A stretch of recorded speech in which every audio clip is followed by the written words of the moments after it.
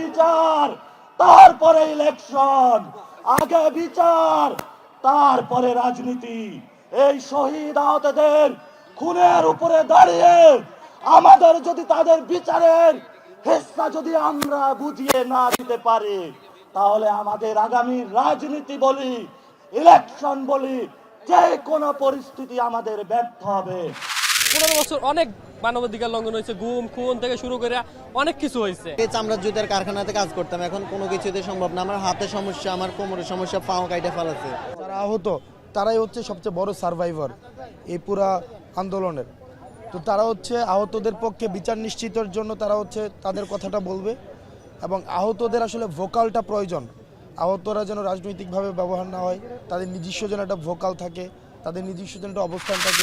এই rapid action battalion অসংখ্য হত্যাকাণ্ডের সাথে জড়িত। এই সমস্ত কর্মকাণ্ড বিচারণ করে এই কমিটি র্যাবকে বিলুপ্ত করার জন্য সুপারিশ করেছে। পুলিশ বাহিনী যাতে জনগণের প্রতি সংবেদনশীল হয়, জনগণকে মান্য করে, তাদের মগজে যেন এই ধারণাটি প্রতীত হয় যে দেশের মালিক জনগণ।